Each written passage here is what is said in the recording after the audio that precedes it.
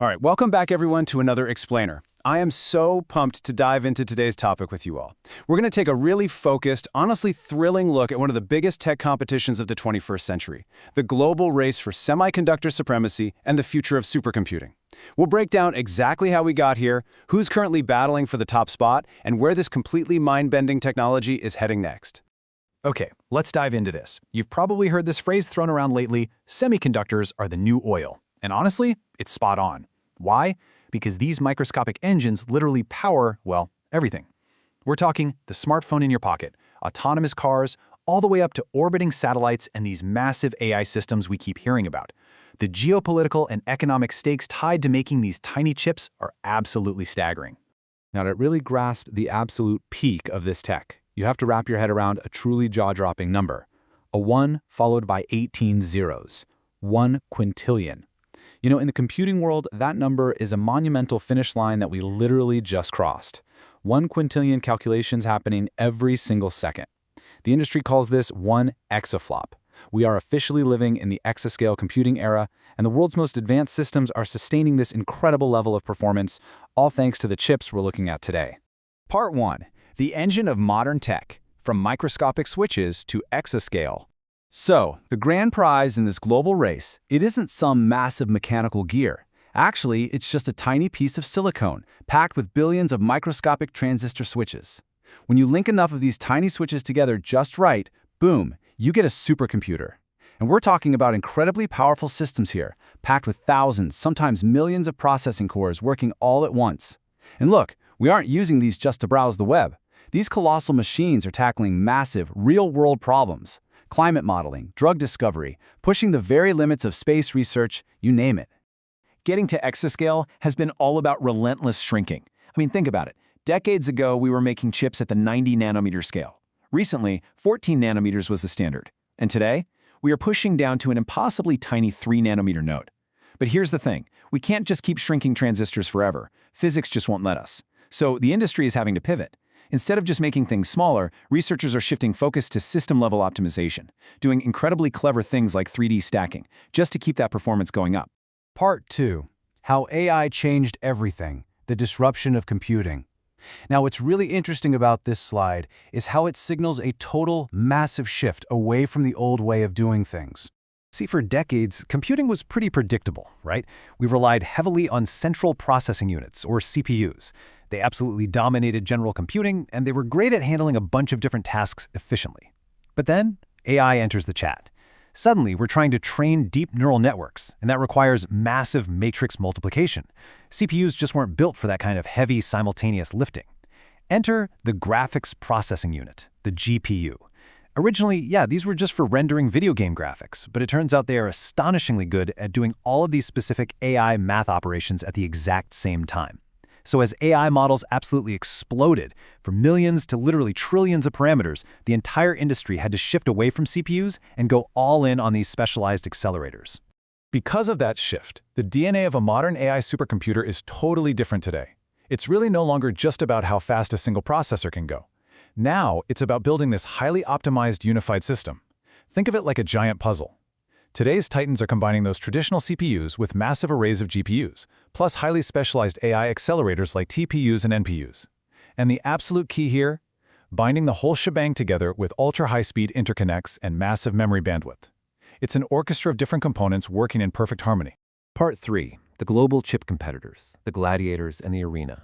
With stakes this incredibly high, the competition really breaks down into 3 distinct arenas. First up, you've got your hardware leaders. NVIDIA is obviously a massive player here, leveraging their huge CUDA software ecosystem. Then you have AMD providing CPUs and GPUs for top-tier exascale systems, while Intel is pushing hard into heterogeneous computing, basically mixing different chip types into one unified platform. Next, we've got the cloud providers writing their own rules. Companies like Google, Amazon, Meta, and Microsoft, they're pouring resources into making custom in-house silicon, like Google's TPUs, just to optimize their own massive cloud networks and stop relying so much on third parties. And finally, you have the national players. China, for example, is heavily focused on domestic self-reliance. They're investing vast resources into building a complete internal computing ecosystem from the ground up, navigating around global export restrictions. But here's the wild part. Designing the chip is really only half the battle. Actually manufacturing them means surviving what we'll call the fabrication gauntlet. Making these advanced chips is, without a doubt, one of the most complex engineering feats humanity has ever pulled off. Let's just walk through it. First, you need ultra-clean environments, because literally a single speck of dust can ruin a whole silicon wafer. Then, they use extreme ultraviolet lithography to carve patterns with atomic scale precision. Atomic scale! That's followed by hundreds of intense chemical processing steps. And finally, all those finished chiplets have to be meticulously packaged together. It is absolutely mind-blowing. Seeing all that incredible complexity naturally leads to a pretty huge question, one that engineers are basically losing sleep over every single night. What is actually stopping us from going faster? Let's just pause for a second and think about the sheer physical limits we are currently slamming into. Part 4. The future of supercomputing, roadblocks, and next-generation tech. So the crucial point is, to map out our future, we really have to look at the massive physical barriers standing in our way. The biggest roadblock right now is what the industry calls the memory wall. It's basically a clash between processor speed and memory capacity.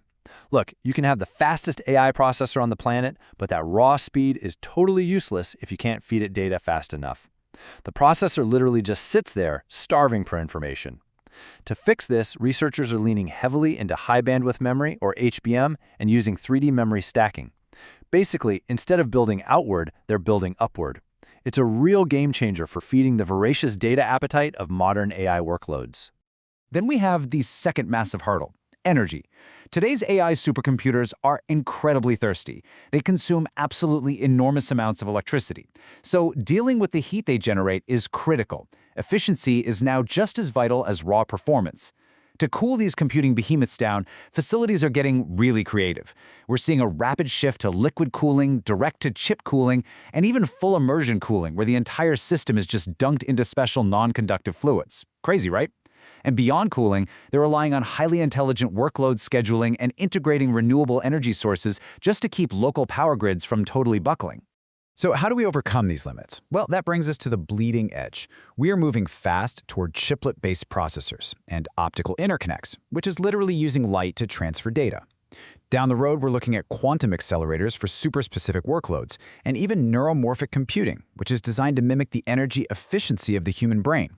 We're even seeing AI being used to design the layouts of the next generation of chips. It's wild. The future isn't about one magic processor replacing another. It's about combining all these diverse, custom technologies into unified, specialized platforms. And this brilliantly illustrates our core takeaway for today's explainer. This global semiconductor battle, it is about so much more than just building faster computers. It is a massive, multi-front war involving technology, economics, energy efficiency, manufacturing expertise, software ecosystems, and deep geopolitical strategy. Nations and massive corporations are fighting for supply chain resilience and national security just as fiercely as they are fighting for raw computing speed. Ultimately, as this tech continues to be the main driver of human progress, the stakes really couldn't be any higher. Every single breakthrough we've talked about today pushes the absolute limits of space exploration, drives critical climate research, and redefines what we can discover as a species. So, I want to leave you with this final thought. As this incredibly complex, high-stakes ecosystem rapidly evolves, who will control the engine of our future? Thank you so much for hanging out and exploring this with me today. Keep learning, and I'll catch you in the next one.